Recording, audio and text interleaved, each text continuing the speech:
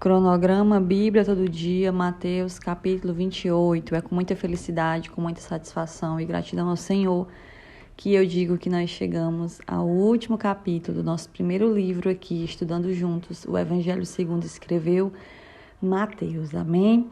Quero desde já avisar vocês que o cronograma de Marcos vamos começar apenas a partir da segunda-feira. Tá bom? Tô tentando concluir aqui, tentando separar o cronograma, trazer uma surpresa para vocês. Então, segunda-feira nós vamos iniciar, domingo eu lanço nos grupos, tá bom?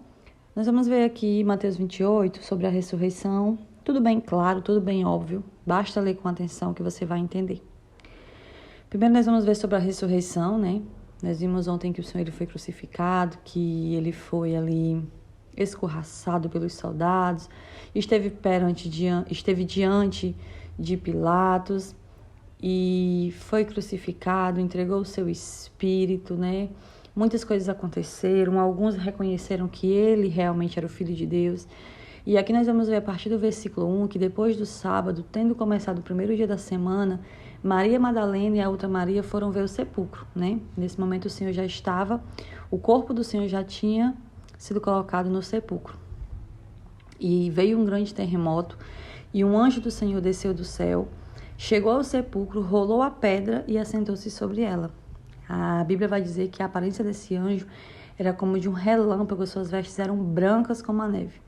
E os guardas que estavam guardando, lembra que eu falei ontem que os guardas que estavam guardando ali o sepulcro para que eles não, né, para que não acontecesse nada, porque eles lembraram que o Senhor dizia que ao terceiro dia ressuscitaria, então eles estavam ali para, né, na cabeça deles eles evitariam qualquer coisa, mas o poder de Deus é sobrenatural, não tinha como impedir.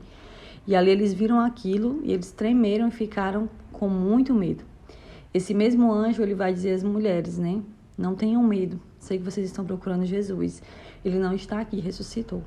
É interessante porque as pessoas dizem muito, aqueles que são contra a Bíblia, que as mulheres elas são desprezadas, que a Bíblia despreza as mulheres, né? Que há um preconceito muito grande com as mulheres desde os tempos bíblicos. A Bíblia ajuda nisso. E aí você vai ver que o Senhor ele escolheu mulheres para ver o anjo e também para ver Jesus.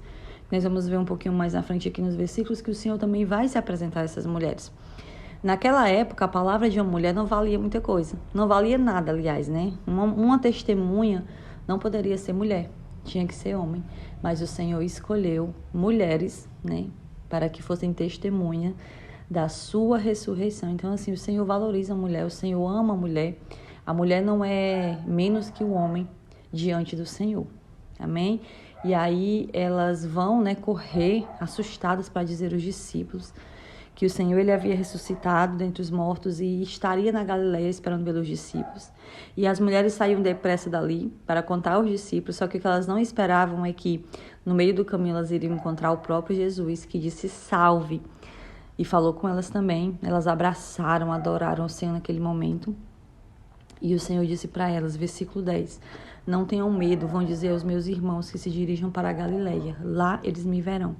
Uma curiosidade, que o Senhor, depois que ressuscitou, ele ainda passou mais ou menos uns 40 dias, né? Ressurreto ali no meio do povo. Alguns viram ele, para depois ele subir aos céus. Não foi assim, simplesmente o Senhor ressuscitou e já subiu aos céus, não.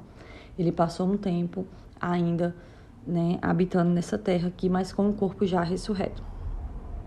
E depois nós vamos ver o relato dos guardas. Foi por isso que eu falei para vocês, né, que os guardas, eles ficaram com muito medo do que eles viram. E eles receberam dinheiro, né, como eu falei ontem, subornos, para eles declararem que os discípulos vieram durante a noite e furtaram o corpo. E essa história, ela se prolonga até hoje. Muitos dos que não acreditam em Jesus, quando se perguntam, mas e a ressurreição? E o corpo, onde está? Como é que vocês vão negar esse fato? Eles vão dizer, os discípulos dele naquela época roubaram o corpo. Tá bom? Mas nós sabemos que isso é uma grande mentira, porque a Bíblia mesmo revela o que aconteceu.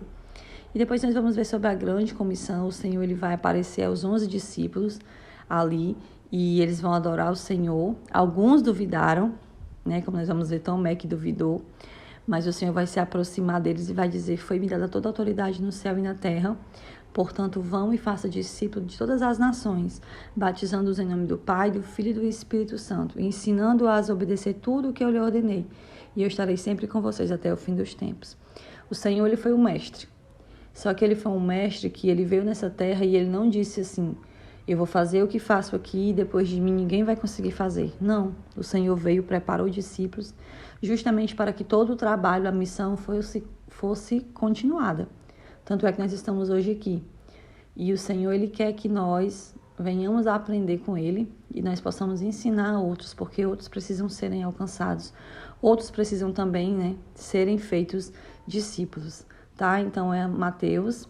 Nós vamos ver que Marcos, Lucas e João, nos demais evangelhos, também falam sobre essa ressurreição de Jesus. Cada um atenta para aspectos diferentes, uns detalham mais algo, outros menos, mas os 4 evangelhos, eles são sobre nascimento, vida, ministério, morte e ressurreição de Jesus. Tá? Que Deus abençoe e segunda-feira nós retornamos em nome de Jesus.